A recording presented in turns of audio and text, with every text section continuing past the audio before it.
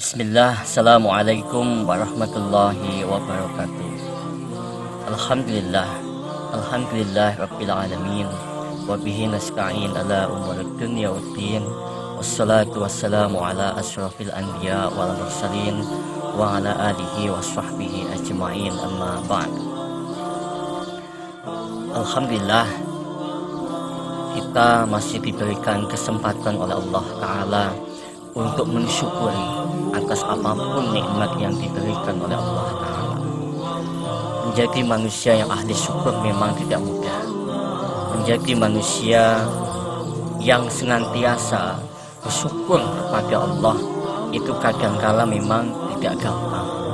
Banyak orang-orang yang diberikan nikmat oleh Allah, tapi masih saja mencari kesalahan-kesalahan apa yang Allah berikan kepada manusia itu, sehingga kita terkadang memang kufur nikmat. Mengucapkan kalimah Alhamdulillah itu saja kita masih berat rasanya. Kita bisa lihat kok berapa banyak kita mengucapkan kalimat syukur kepada Allah. Coba kita bisa lihat berapa banyak dalam sehari kita mengucapkan kalimat Alhamdulillah. Mungkin tidak banyak dari kita yang mengucapkan kalimat Alhamdulillah selain pada waktu sholat. Jadi kebanyakan dari kita itu berasumsi syukur itu, kalimat Alhamdulillah itu hanya diucapkan ketika waktu sholat. Jadi ketika setelah selesai sholat, kita kemudian tidak mengucapkan kalimat-kalimat syukur kepada Allah. Oleh sebab itu menjadi tanggung jawab kita, menjadi kewajiban kita kepada Allah untuk senantiasa mengucapkan kalimat syukur kepada Allah. Bapak Ibu yang dirahmati oleh Allah, sehubungan yang ini ada kajian, kita akan mengkaji ilmu-ilmu hadis, ilmu-ilmu Al-Quran pada waktu bulan Ramadan ini, sehingga punya asumsi kita akan mendapatkan keilmuan yang sifatnya menjiwa, keilmuan yang sifatnya spiritualis, tidak hanya sifatnya akliyah saja, tapi sifatnya adalah menuju qalbiyah, sisi qulub, sisi kejiwaan. Pada saat ini saya akan menjelaskan sebuah kisah yang ada di dalam kitab Mukasyyafatul Qulub karya Imam Al-Ghazali. Pada kitab ini itu ada percakapan, jadi diceritakan ada percakapan antara Nabiullah Musa alaihissalam dengan Allah Ta'ala. Pada waktu itu Nabiullah Musa alaihissalam menyampaikan sebuah pertanyaan kepada Allah Ta'ala. Wahai Allah, aku sudah melaksanakan ibadah, lalu manakah ibadahku yang membuat engkau bahagia? Lalu manakah ibadahku yang membuat engkau senang ya Allah? Kemudian Allah menjawab apa yang menjadi pertanyaan Nabiullah Musa alaihissalam. Apa kata Allah? Ibadah apa wahai Musa? Sholat. Itu kata Allah. Sholatmu itu hanya untuk dirimu sendiri. Karena dengan mengerjakan sholat, engkau terpelihara dari perbuatan keji dan mungkar. Ibadah apa lagi yang kamu lakukan wahai Musa? Zikir. Zikirmu itu juga hanya untuk dirimu sendiri, membuat hatimu menjadi tenang. Lalu apa? Puasa. Puasamu itu hanya untuk dirimu sendiri, melatih dirimu untuk memerangi hawa nafsumu sendiri. Lalu apa yang disampaikan oleh Nabiullah Musa alaihissalam? Lalu apa ibadahku yang membuat hatimu senang ya Allah? Kata Allah, saya menyukai ibadah yang tidak hanya untuk dirimu sendiri,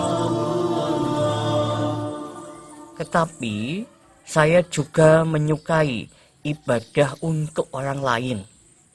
Apa itu? Misalkan sedekah, infak, zakat, serta perbuatan baikmu. Itulah yang membuat aku bahagia. Itulah yang membuat aku senang. Karena tak kala engkau membahagiakan orang yang sedang susah, aku hadir di sampingnya.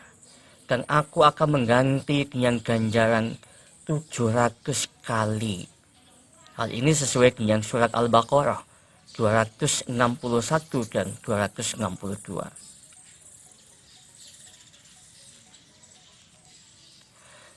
Ini artinya bahwasanya kita itu tidak bisa kalau hanya mengerjakan ibadah nafsiyah. Ibadah nafsiyah itu adalah ibadah yang sifatnya vertikal antara kita dengan Allah Ta'ala. Kita dituntut untuk ibadah yang sifatnya berbuat baik kepada orang lain, yang sifatnya adalah horizontal. Kita bisa saja menjadi ahli zikir, kita bisa saja menjadi ahli Al-Quran, kita bisa saja menjadi ahli sholat duha, kita bisa saja menjadi ahli tahajud.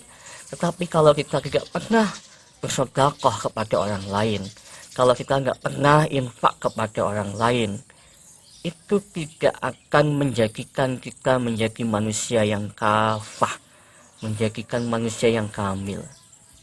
Al-Quran sendiri menyatakan bahwasanya yuqimus shalah wa yu'tuz zakah. Yuqimus shalah ini bentuk dari ketertundukan kita kepada Allah Ta'ala. Sedangkan yuqimus shalah, sedangkan wa yu'tuz zakah, ini adalah ketertundukan yang bersifat sosial. Jadi ibadah itu ada ibadah yang kesalehan individual, kesalehan vertikal, juga ada kesalehan horizontal. Kesalehan vertikal itu apa? Yaitu kesalehan antara manusia itu sendiri dengan Allah Ta'ala. Dan itu harus dibangun memang. Sedangkan kesalehan horizontal adalah kesalehan yang diciptakan ketika kita banyak membantu orang lain. Kita tidak menutup mata kepada orang-orang lemah di sekeliling kita. Mungkin saja ketika kita itu ahli ibadah yang sifatnya nafsiyah tadi, kita tidak melihat sekitar rumah kita. Di sekitar rumah kita, di belakang rumah kita mungkin ada orang-orang yang dia itu miskin, dia itu fakir. Mungkin saja anak yatim atau yatim piatu atau janda tua, duda tua yang mungkin saja mereka tidak bisa makan. Mungkin saja mereka itu tidak bisa mendapatkan uang semudah kita. Kita padahal ahli ibadah, ahli sholat, ahli Quran, sebagainya. Tapi kalau kita kemudian tidak pernah melihat mereka, kita berdosa. Ibadah kita dipertanyakan. Sholat kita dipertanyakan, membaca Al-Quran kita dipertanyakan. Dan itu seperti yang disampaikan dalam kitab tadi, itu bukan hal yang disukai oleh Allah, bukan hal yang disenangi oleh Allah Ta'ala. Jadi jangan lupa, kalau kita ingin membuat senang Allah Ta'ala, kita harus betul-betul memahami konsep ibadah itu sendiri. Maka orang beribadah itu harus punya ilmunya. Bukan hanya sekedar ibadah saja tapi tanpa ilmu. Jadi beribadah itu harus dengan ilmu. Ilmu vertikal dan ilmu horizontal. Jadi sifatnya tidak individual, tidak sifatnya bersifat nafsiyah. Maka monggo Bapak Ibu, kita mulai sekarang berubah. Kita tengok kanan kiri kita, jadikan kanan kiri kita sebagai media untuk membuka pintu rahmatnya Allah. Jadikan di kanan kiri kita tengok mereka untuk membuka pintu surganya Allah. Jangan sampai di samping-samping kita itu yang kita tidak pernah menengoknya menjadi ganjalan kita untuk mendapatkan rahmatnya Allah, untuk mendapatkan pintu surganya Allah. Begitu yang bisa saya sampaikan. Saya Dr. Azam Syukur Rahmatullah, SIM SIMA, pimpinan Pondok Pesantren Al-Kamal, Tambak Sari Kuarasan, Gombong, Kebumen. Billahi taufiq wal hidayah.